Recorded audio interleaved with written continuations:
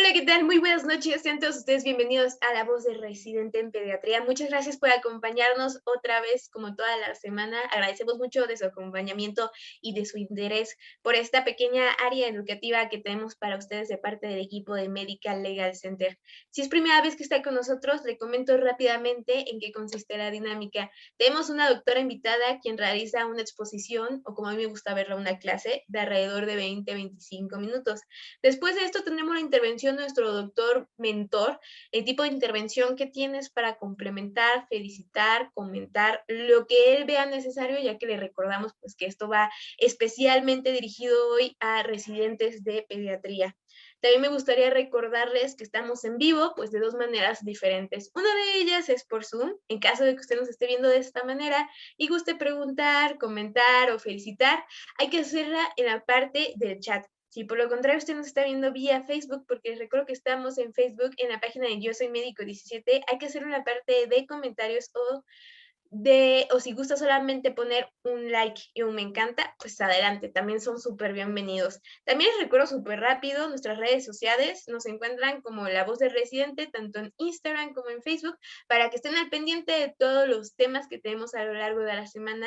Tenemos diferentes especialidades, usted decide qué es lo que quiera aprender, no solamente con La Voz de Residente, sino también con Teoría del Caso, que son temas más médicos legales, o Masterclass con las voces de los especialistas y expertos.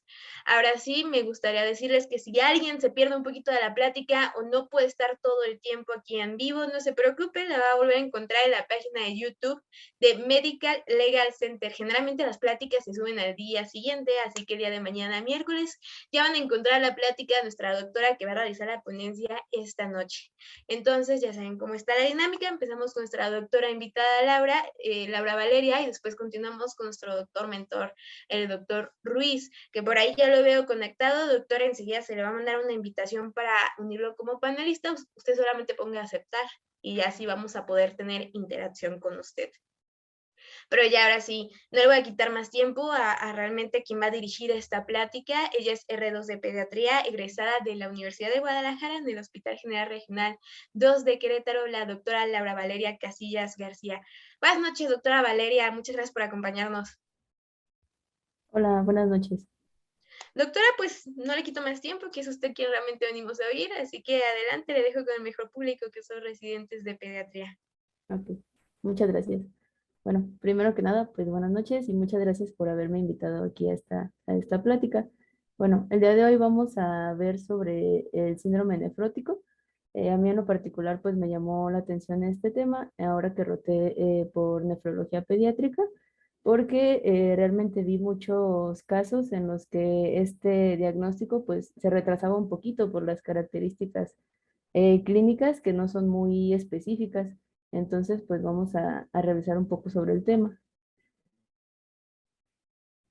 Bueno, el síndrome nefrótico pues es una manifestación clínica de enfermedades glomerulares.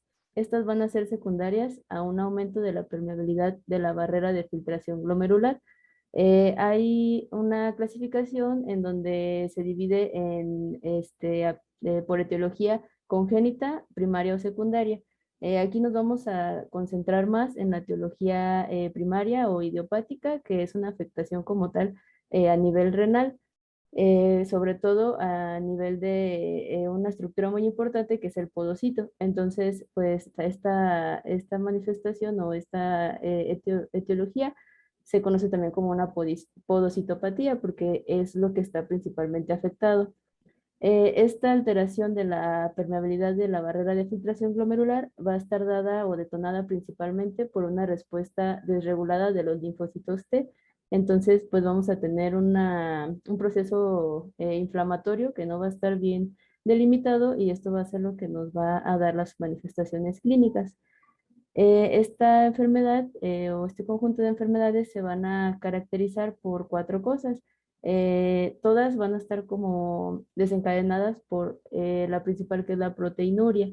Cuando se aumenta la permeabilidad de la barrera de filtración glomerular, pues vamos a tener que nuestro filtrado va a estar deficiente. Entonces, las proteínas no se van a quedar dentro del espacio intravascular, sino que van a salir al espacio urinario y esto pues nos va a dar todas las manifestaciones. Va a haber una excreción aumentada de proteínas en un rango elevado que se le conoce como un rango nefrótico. Como sabemos, pues la proteína más importante en todo el cuerpo pues es la albúmina. Entonces, una característica del síndrome nefrótico es que va a haber hipoalbuminemia por la excreción pues, elevada de proteínas. Esta excreción elevada de albúmina nos puede dar como manifestación clínica un edema. Este edema pues va a ser en zonas de clive, principalmente pues en miembros inferiores es donde se va a notar y pues también de manera secundaria va a haber una hiperlipidemia. Ahorita les voy a explicar más a fondo cómo se da cada una de estas manifestaciones. Bueno, en cuanto a su epidemiología, pues tiene una incidencia de 2 a 7 casos por cada 100.000 niños. Es más prevalente en hombres con una relación de hasta 2 a 1 y la edad de presentación habitual va a ser en el paciente preescolar o incluso hasta escolar. El rango que nos da en la bibliografía es de 2 a 8 años de edad y la incidencia máxima es en pacientes preescolares, es en pacientes de 3 a 5 años y esto se relaciona con el mecanismo fisiopatológico desencadenante, que es una respuesta inflamatoria o una respuesta de linfocitos no bien regulada. En los pacientes de 3 a 5 años, pues recordemos que es la edad en la que estos pacientes pues empiezan a ir al kinder, a la escuela, guarderías, entonces están más propensos a desarrollar cualquier tipo de infección. Estas infecciones pues nos van a dar una respuesta inmune inflamatoria y esto es lo que nos va a desencadenar el proceso como tal del síndrome nefrótico. Bueno, primero hay que ubicarnos para su fisiopatología. La barrera de filtración glomerular pues va a estar ubicada en el glomérulo. Esta barrera va a estar formada por tres estructuras importantes que van a ser el endotelio, que su característica es que es un endotelio fenestrado, la membrana basal glomerular, que sería como la capa intermedia, y los podocitos o el epitelio especializado. Estos podocitos pues son células especializadas que tienen unas fenestraciones o unas como elongaciones que son las que nos van a ayudar en la filtración en la filtración como tal glomerular. Bueno, aquí estos procesos podocitarios o estas patitas o pedicelos van a estar conectadas entre sí por con una estructura que se llama hendidura diafragmática. Esta hendidura diafragmática pues nos va a dar como tal el filtro para que no pasen todos los componentes de la sangre, sino que pase solamente lo que se tiene que excretar. Este filtro va a ser como tal, como una barrera mecánica, pero también es una barrera también dada por otras características. La característica principal es que va a tener una carga negativa. Entonces, a pesar de que nuestras fenestraciones van a tener un tamaño, pues se puede determinar como un tamaño grande, por donde podría pasar algún tipo de proteínas, pues su carga negativa nos va a ayudar a que estas proteínas, a pesar de que son más chiquitas y pudieran pasar por este espacio, pues no van a pasar porque también tienen una carga negativa. Entonces, como las cargas negativas se repelen, pues todas las proteínas, lo habitual es que se queden dentro del espacio intravascular y no salgan hacia el espacio urinario. También aquí pues van a intervenir componentes proteicos que nos van a ayudar a mantener la estructura como tal de la barrera de filtración glomerular. Entre estas componentes está la nefrina, la podosina, la alfa-actinina 4. Pues estos van a ser importantes porque en el desarrollo del síndrome nefrótico congénito van a ser las que van a estar afectadas. Van a estar afectadas secundariamente a que hay alteraciones genéticas. Por ejemplo, el gen NPHS1 es el que codifica para la proteína nefrina. Hay un tipo específico de síndrome nefrótico congénito en donde se afecta específicamente este gen. y pues nos va a dar todas las manifestaciones clínicas que ya comentamos. Independientemente del síndrome nefrótico congénito, en el síndrome nefrótico idiopático o primario, que va a estar afectado como tal el riñón, pues van a haber agresiones inmunes y no inmunes que nos van a dar como resultado un borramiento y una fusión de los pedicelos. Pues esta fusión va a alterar la integridad de la hendidura diafragmática, o sea, se va a hacer menos, este, mm, va a perder pues su capacidad de retener las proteínas o los componentes que deben de estar dentro del espacio vascular. Entonces se va a hacer la fuga hacia el espacio urinario, se van a perder las proteínas y pues toda esta pérdida de proteínas son las que nos van a dar las manifestaciones clínicas. Bueno, pues en cuanto a las proteínas que se van a perder, como ya les comenté, la más importante que tenemos en el cuerpo pues es la albúmina. Como la manifestación clínica principal es el edema, pues hay más de una teoría que nos explica la aparición del edema. Más específicamente son dos teorías. La primera teoría o la teoría más antigua que nos explica cómo se da el edema es la teoría llamada de Underfield.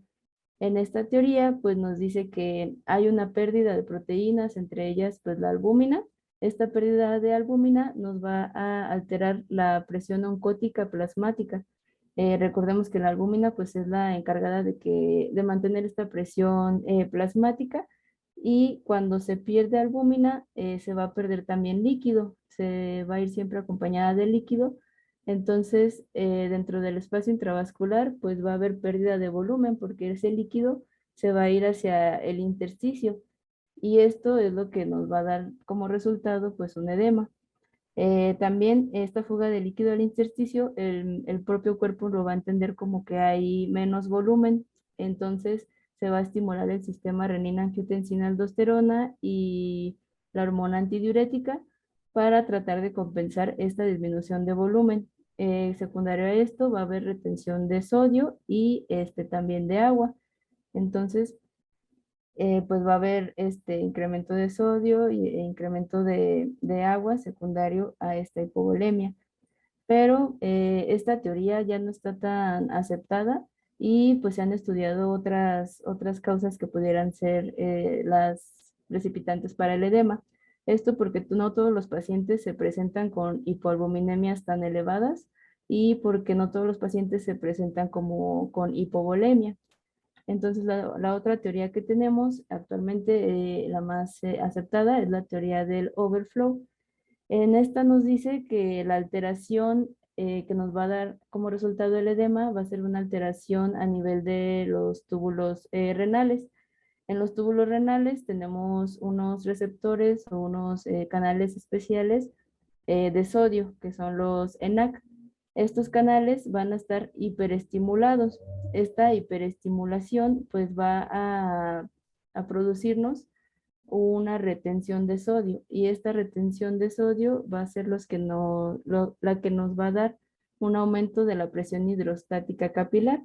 Entonces, estos pacientes clínicamente no se van a manifestar con hipovolemia, sino que al contrario, pues van a tener una normovolemia e incluso pueden estar hipertensos. Y este aumento de la presión hidrostática, pues va a ser la que nos va a detonar el edema.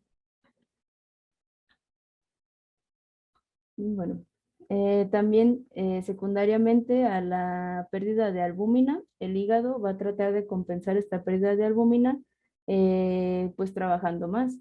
Entonces, como el hígado no solo pues produce albúmina, sino que hace muchísimas funciones, pues va a producir también exceso de enzimas que van a terminar produciendo o convirtiéndose en colesterol. Entonces, esta hipoalbuminemia va a darnos como resultado también una dislipidemia. También la pérdida de proteínas, pues ahí en las proteínas que perdemos, pues se van a ir también proteínas que son necesarias para el adecuado control del sistema inmune. sobre todo las inmunoglobulinas, sobre todo la IgA, que es una inmunoglobulina pues muy chiquita, entonces va a ser de las primeras que van a poder fugarse hacia el espacio urinario, entonces la vamos a perder y nuestro sistema inmune pues va a estar alterado y va a ser propenso a diversas infecciones. Las infecciones más relacionadas en estos casos, pues van a ser las infecciones por organismos con capa o, por ejemplo, como el neumococo, que están encapsulados. El organismo no va a poder eliminar estos organismos, entonces va a producir infecciones, sobre todo a nivel pulmonar. También como consecuencia de esta propensión a infecciones y como secundario al edema que puede reflejarse o evolucionar hacia ascitis, estos pacientes también pueden presentarse con peritonitis espontáneas. Mm. Y otra alteración u otras complicaciones que podemos encontrar secundarias a la pérdida de proteínas pues van a ser las trombosis. Una proteína también muy importante para la coagulación va a ser la antitrombina 3. Esta también se va a perder, secundario pues a esta pérdida de proteínas y nos va a generar un estado protrombótico. Aquí pues ya sería una complicación que nuestro paciente presentara trombosis y las trombosis pueden ser a cualquier nivel. Entre las más importantes o las que nos van a dar una mayor morbimortalidad, pues van a ser las trombosis a nivel pulmonar, las trombosis cerebrales y las trombosis de la vena renal.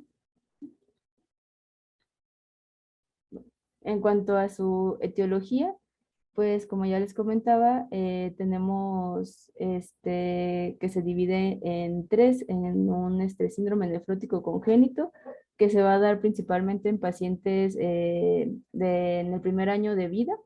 Estas pues van a estar dadas por mutaciones genéticas que van a alterar las proteínas implicadas en la estabilidad de la barrera de filtración glomerular. El síndrome nefrótico idiopático, pues va a ser el de presentación más común. Este se va a dar en niños de edad preescolar y va a estar dado secundariamente a un estímulo infeccioso. Este estímulo infeccioso va a ser 2 a 3 semanas antes de que el paciente presente los datos clínicos y bioquímicos de síndrome nefrótico. Y pues es el que va a estar dado por una liberación de citocinas que son secundarias a una respuesta desregulada de los linfocitos T. Y también tenemos el síndrome nefrótico secundario, que pues como su nombre lo dice, la alteración no va a estar como tal al nivel del riñón, sino que va a estar en otro, secundario a procesos ya sean sistémicos o también pueden ser secundarios a fármacos o a infecciones. Entre las causas más importantes infecciosas tenemos la hepatitis B, la hepatitis C, el virus de VIH, la del toxoplasma, la sífilis y la malaria. Y en cuanto a los medicamentos, tenemos el litio y los AINES. Entonces, pues hay que tener también en cuenta esto. Un simple AINE nos puede desencadenar un síndrome nefrótico. Y en cuanto a enfermedades sistémicas, tenemos la amiloidosis, el lupus, la púrpura de Henoch-Schönlein y la nefropatía por IgA y también cánceres como los linfomas principalmente. Ya de acuerdo a estas etiologías, o más bien de acuerdo a las manifestaciones clínicas que tenga nuestro paciente, vamos a buscar qué etiología va a ser. Si tenemos a un paciente de edad preescolar de 3 a 5 años que se presenta con manifestaciones de síndrome nefrótico, pues lo más seguro es que sea un síndrome nefrótico idiopático y pues el tratamiento que le vamos a dar pues va a ser el adecuado y va a tener una buena respuesta. Sin embargo, si tenemos a un paciente adolescente de 15, 16 años con un síndrome nefrótico, pues ya no es una presentación o una edad habitual de presentación. Entonces hay que buscar otras causas. No va a ser un síndrome nefrótico idiopático que tenga pues enfermedad de cambios mínimos, sino que va a ser otra patología y hay que estudiar más a fondo este paciente.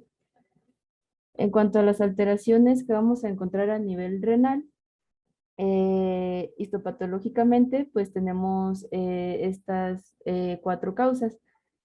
Como ya les comenté, en el síndrome nefrótico idiopático, la característica más común va a ser la enfermedad de cambios mínimos. En esta tablita pues se ven las características de cada presentación. La enfermedad de cambios mínimos pues va a ser en pacientes de edad preescolar. Se va a manifestar puramente como síndrome nefrótico. Esto quiere decir que no vamos a tener hematuria ni vamos a tener hipertensión. Esos son datos muy importantes. Este, también la respuesta al tratamiento con corticoides, pues va a ser una buena respuesta. 8 o 9 de cada 10 pacientes va a responder a la administración de corticoides. Sin embargo, si tenemos una edad de presentación no habitual o si la respuesta al tratamiento con corticoides no es la que nosotros esperamos, pues ya es cuando deberíamos de buscar otras alteraciones o otras complicaciones a nivel renal. Por ejemplo, la glomerulosclerosis segmentaria y focal o la nefropatía membranosa. Y pues cada una de estas va a tener edades de presentación características y otras alteraciones y otros mecanismos eh, fisiopatológicos. Ahorita pues nos vamos a centrar más en la enfermedad de cambios mínimos, que es la causa más común de síndrome nefrótico idiopático. Bueno, en estos casos, la presentación clásica que vamos a tener va a ser un paciente masculino, porque es más frecuente en los masculinos, de 3 a 9 años de edad, que va a iniciar con edema súbito. El edema, pues en regiones declives, puede haber edema periorbital o en miembros inferiores. Este edema se va a caracterizar porque va a disminuir a lo largo del día y vamos a tener también el antecedente de una infección de 2 a 3 semanas antes de iniciar con el edema. Y bueno, para el abordaje, bueno, ya nos va a llegar nuestro paciente con edema. Lo que se observa muchas veces en la consulta es que se confunde con una reacción alérgica, porque el edema pues va desapareciendo, es secundario a no solamente a infecciones, sino a veces también como por ejemplo a picaduras de abejas o a cualquier otra cosa que estimule una reacción inflamatoria. Entonces, pues debemos de tener una alta sospecha para poder lograr un diagnóstico. El diagnóstico, pues en sí va a ser muy fácil. Lo único que necesitamos es un estudio que nos determine la proteinuria. Esta proteinuria, pues va a ser en rango elevado o rango nefrótico. ¿Cómo vamos a saber que es un rango elevado? Pues va a depender de la toma de muestra que vayamos a utilizar. Por ejemplo, si es en una muestra única con la medida de las cruces, pues vamos a encontrar 3 o más cruces en una muestra de orina. Esto, estas 3 cruces en miligramos por decilitro van a ser mayor a 300 miligramos por decilitro. También podemos hacer la determinación por una recolección de orina de 24 horas, en donde vamos a tener un rango de más de 1 gramo por metro cuadrado por día o más de 40 miligramos por metro cuadrado por hora. Esto también, pues, si no podemos realizar una recolección de 24 horas, se puede hacer de menos, de incluso 12 o 6 horas. Y aquí es donde usaríamos la referencia, estos 40 miligramos por metro cuadrado por hora. También para confirmar la proteinuria se sugiere realizar un índice de proteína creatinina. Este índice de proteína creatinina debe de ser mayor de 2 y este también tiene como ventaja que puede ser en una muestra única. Bueno, aquí en esta tablita les puse los rangos que se relacionan con cada nivel de cruces. Como ya dijimos, un nivel de 3 cruces o más va a ser un rango nefrótico. Y para el índice de proteína creatinina, una pérdida de proteínas puede ser normal, pero debemos de verificar pues, que sea menor a 0.2 el índice de proteína creatinina. Y si es entre 0.2 a 1, pues va a ser una proteinuria, pero no significativa. Si nuestro índice de proteína creatinina es de 1 a 2, lo vamos a considerar como una proteinuria moderada, y si es mayor a 2, esta proteinuria va a ser en rango nefrótico. Entonces, aunado a esto y a la clínica, pues vamos a pedir los niveles de albúmina. La albúmina debe de estar menor a 2.5 gramos por decilitro.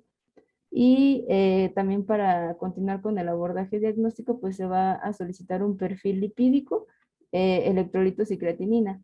Los electrolitos y la creatinina pues no son tanto para el diagnóstico, sino que pueden estar alterados secundariamente a todo el proceso fisiopatológico. Por ejemplo, el calcio lo podemos encontrar disminuido, pero porque va a haber una hipoalbuminemia. Entonces aquí importante corregir el calcio de acuerdo a la albúmina, y si tenemos duda, pues también se pueden solicitar el calcio ionizado, que este no va a estar alterado por los niveles de albúmina.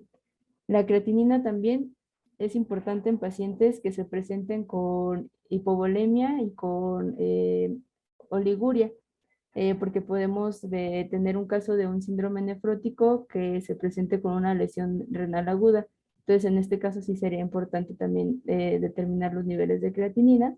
Y el perfil lipídico también va a ser parte importante para el diagnóstico. Este también va a depender de la edad de presentación de los pacientes. Generalmente con una concentración de colesterol total mayor a 200, ya podemos considerar una dislipidemia y realizar con todos estos parámetros el diagnóstico de un síndrome nefrótico. Y bueno, ya que tenemos el diagnóstico, pues hay que iniciar el tratamiento. La piedra angular para el tratamiento del síndrome nefrótico van a ser los corticoides. El corticoide que se recomienda utilizar es la prednisona por vía oral. El esquema es de 60 miligramos por metro cuadrado por día, de 4 a 6 semanas.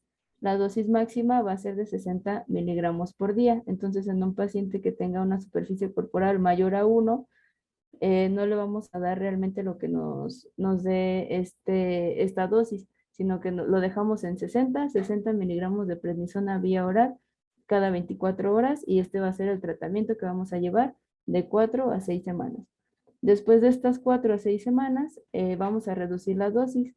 Se va a reducir la dosis a 40 miligramos por metro cuadrado por día en días alternos. Esta dosis también la vamos a mantener de 4 a 6 semanas. Este esquema también va a depender de si es un paciente con una presentación debut, o si es un paciente que ya tuvo recidivas, o si es un paciente que no responde adecuadamente a los corticoides. Pero bueno, como nosotros para manejo inicial de un síndrome nefrótico que nosotros diagnosticamos, pues va a ser este esquema como tal. Entonces vamos a tener que la dosis va a ser de 40 miligramos metro cuadrado día, también con dosis tope de 40 miligramos por día cada 48 horas. Después de este esquema, vamos a realizar un esquema de reducción.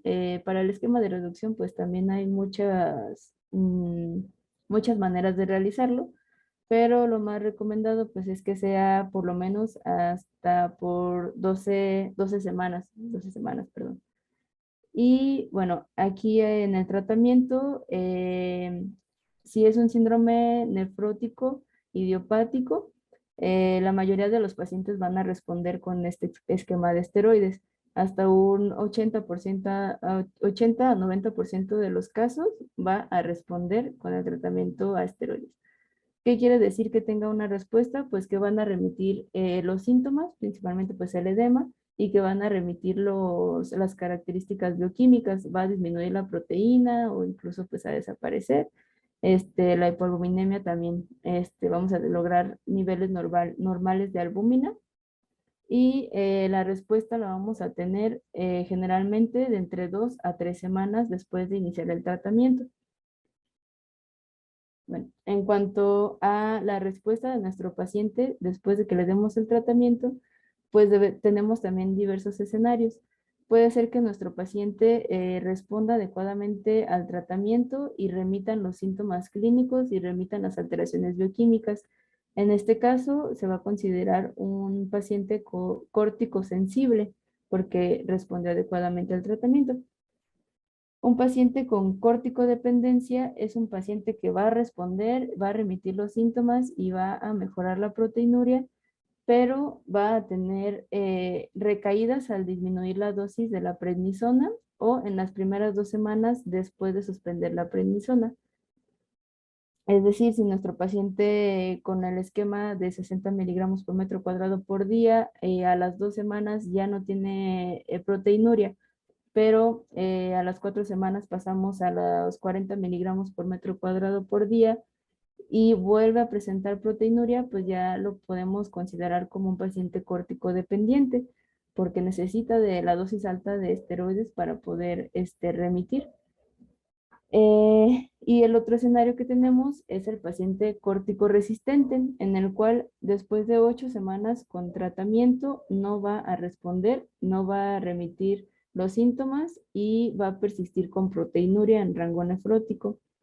Dentro de estos pacientes corticoresistentes vamos a encontrar los pacientes conocidos como corticoresistente tardío, en los que primeramente sí tuvo una respuesta a los corticoides, tuvo una remisión de los síntomas, tuvo una disminución de la proteinuria, pero después de una recaída ya no tuvo respuesta. Aquí pues también tener en cuenta las definiciones sobre las recaídas, si son frecuentes o si son infrecuentes. Se dice que pues es habitual que un paciente tenga una recaída en los primeros 6 meses posteriores al diagnóstico, pero va a ser normal o habitual que la recaída pues sea una en 6 meses o igual o menor de 3 recaídas en un año en cualquier momento de la evolución. Cuando un paciente tiene recaídas frecuentes, pues estas vamos a encontrar 2 o más recaídas en los 6 meses después de la manifestación inicial o 4 o más recaídas en un año en cualquier momento de la evolución. Bueno, para estos pacientes córtico resistentes o con recaídas frecuentes o con edades de presentación poco habituales que no respondan bien al tratamiento, pues tenemos otras alternativas aparte del esteroide vía oral. Los tratamientos que más se mencionan pues son los inmunosupresores. Esto pues por el mecanismo fisiopatológico de la enfermedad. Entre los inmunosupresores más utilizados están el micofenolato, la ciclofosfamida, tacrolimus o el rituximab, pero pues estos tratamientos ya son más en pacientes pues que no respondieron y estos tratamientos pues los van a indicar los especialistas, el nefrólogo pediatra. Y pues nada más aquí les puse la tablita pues como para tener en cuenta que existen otros tratamientos en estos casos, ¿no? Ahora, no todos los síndromes nefróticos van a necesitar una biopsia. Si tenemos un paciente con una edad de presentación habitual, un paciente preescolar, pues no va a ser necesario de primera instancia realizar una biopsia porque sabemos que lo que vamos a encontrar va a ser una enfermedad de cambios mínimos. Entonces, en estos pacientes pues no se va a necesitar una biopsia. ¿En qué pacientes sí se van a necesitar una biopsia? Pues en pacientes que debuten con clínica no habitual de síndrome nefrótico, es decir, que presenten hipertensión, que presenten hematuria o que se presenten en una edad poco habitual. Edades poco habituales, pues generalmente nos comenta la bibliografía que pues son pacientes menores de 1 año o mayores a 10 años. En estos pacientes, pues sí hay que considerar la realización de una biopsia renal. Y en cuanto a la respuesta o a la evolución del síndrome nefrótico, en pacientes que sean córtico resistentes o córtico dependientes, también hay que considerar realizar una biopsia renal. Bueno, en cuanto a las medidas generales, pues ya vimos que la piedra angular de tratamiento van a ser los corticoides por vía oral. Pero También debemos de dar otras medidas, por ejemplo, para evitar las alteraciones trombóticas, se nos recomienda pues una actividad física regular.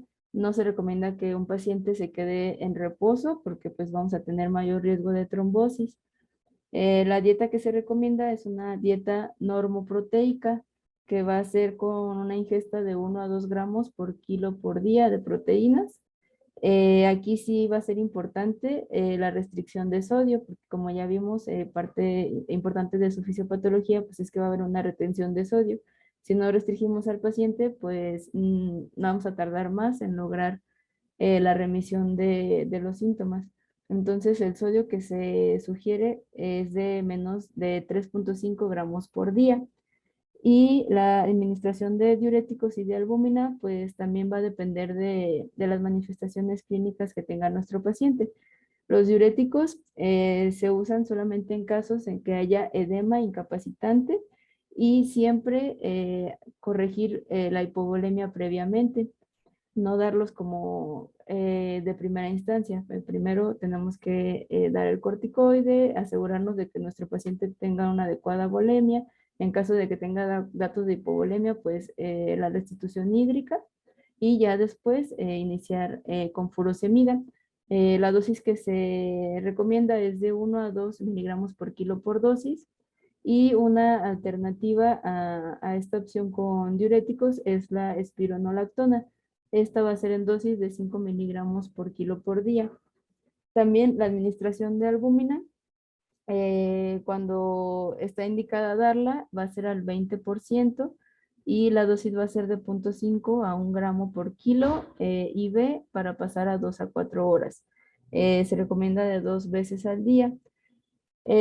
Como tal, tampoco se recomienda su uso de rutina, solamente si el paciente tiene edema severo, que tengamos un paciente con anasarca, con edema pulmonar, con ascitis, o un paciente que presente hipotensión. Aquí en estos casos sí va a estar indicado la administración de albúmina. Y también recordar que después de la administración de albúmina debemos de indicar una dosis de furosemida de 0,5 a 1 miligramo por kilo IV.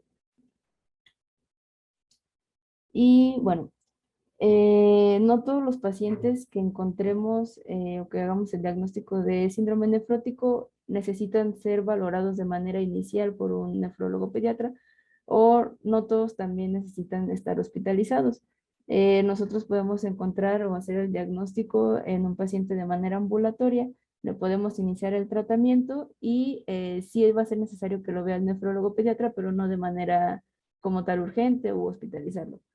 En los casos que sí van a necesitar una referencia a un centro hospitalario con un nefrólogo pediatra, va a ser en los casos en los que nuestro paciente presente una, características poco habituales, por ejemplo, que sea un paciente menor de 1 año o un paciente adolescente que debute con hematuria, que debute con hipertensión arterial o que presente también pues síntomas o datos de edema severo, anasarca, edema pulmonar. Ahí sí vamos a tener que hospitalizar al paciente y pues sí se va a tener que realizar la valoración por el nefrólogo pediatra. Y bueno, recordemos que el objetivo del tratamiento va a estar sobre todo pues encaminado a prevenir complicaciones.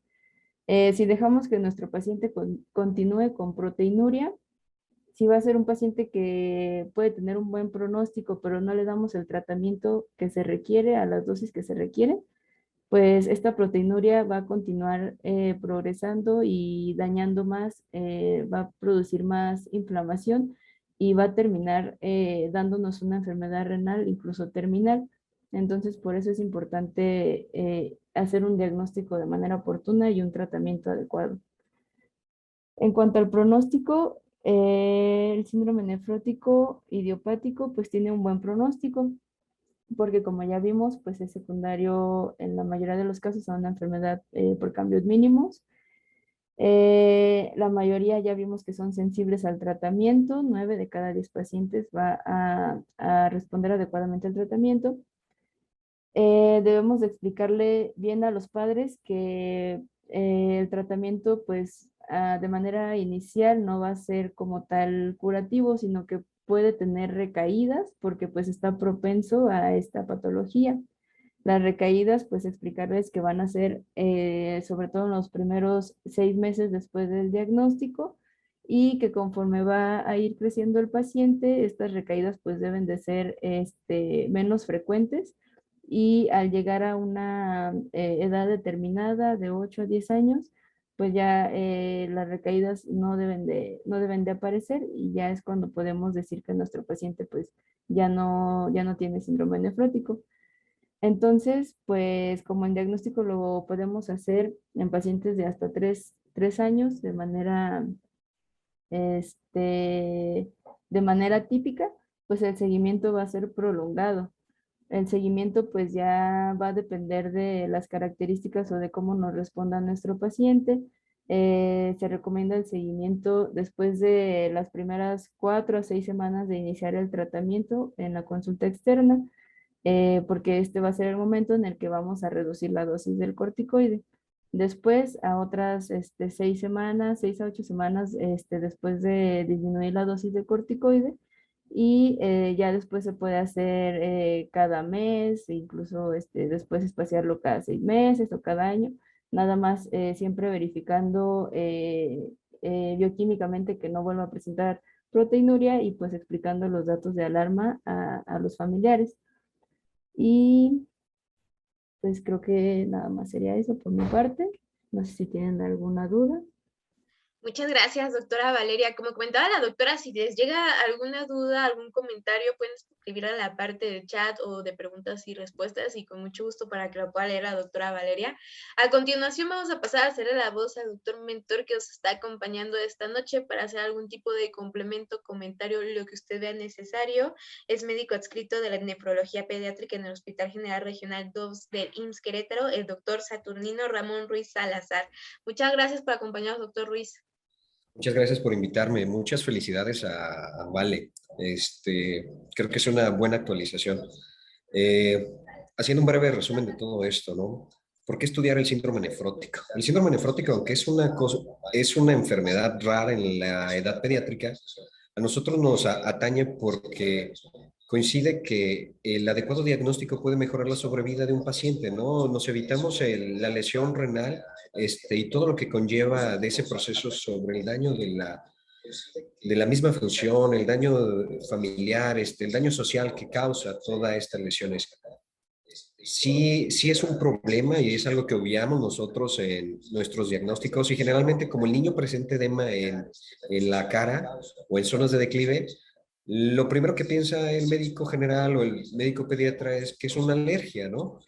Pero nunca sospechen el síndrome nefrótico y se nos olvida eso y se nos olvida que tenemos que hacer estudios complementarios, ¿no?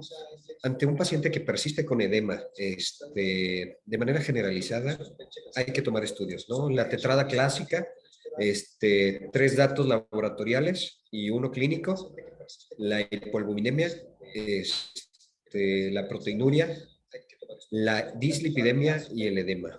En la población mexicana aparece muy frecuente. Desafortunadamente, como tiene una influencia directa sobre el HLA de la población y sobre todo una afectación sobre el DQA1, a la raza latina nos pega cañón, ¿no? Y competimos sobre las lesiones y los malos pronósticos. Cuando un síndrome nefrótico de una edad de presentación habitual en un paciente preescolar debería tener una muy buena evolución y nuestros pacientes, 9 de cada 10 tienen que responder al uso del esteroide, ¿no? Es importante que sepamos que quien tiene que dar el tratamiento es el pediatra. Ustedes son los que inician y son los primeros que van a buscar dar seguimiento y resolución a todos estos casos.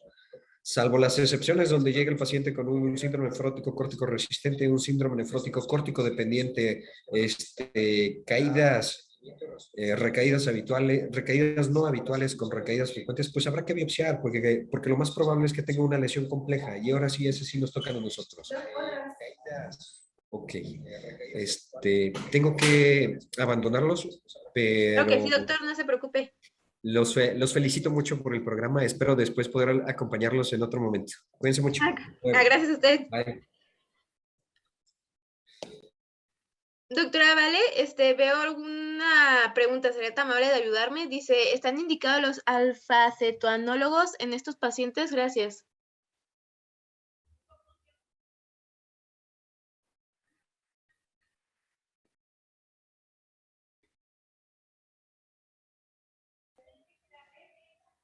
Sí. Bueno, de manera inicial, no están recomendados. Pues todos los tratamientos que no se comentaron en la ponencia, pues ya serían en casos especiales, en casos de recaídas frecuentes, en casos de que el paciente ya presente una alteración o una lesión renal crónica o lesión renal terminal. Ahí sí ya vamos a considerar pues todo el tratamiento o más tratamientos complementarios, pero de manera inicial en los niños no está recomendado. Muy bien, doctora, gracias. Para finalizar, me gustaría si me regala una conclusión para sus compañeros de residencia, por favor.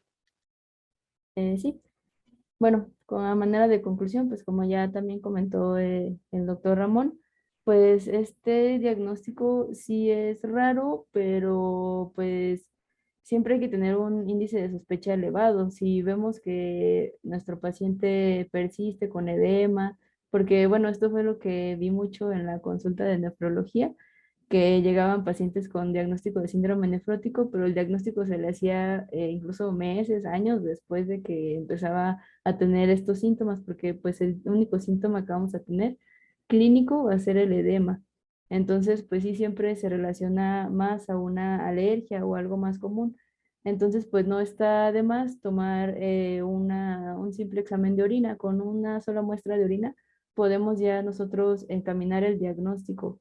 También la confirmación de la proteinuria, pues ya se recomienda con 2 exámenes de orina. Entonces, si vemos que nuestro paciente presenta el edema, que no mejora, que le dan antihistamínicos y no mejora, pues pedirle un examen de orina y ya vemos si presenta proteinuria, pues ya sería mejor pues derivarlo, por ejemplo, pues con el pediatra o con el nefrólogo pediatra, porque ya vamos a estar encaminados hacia el diagnóstico. Entonces, pues nada más. Sí, me pareció muy interesante el tema.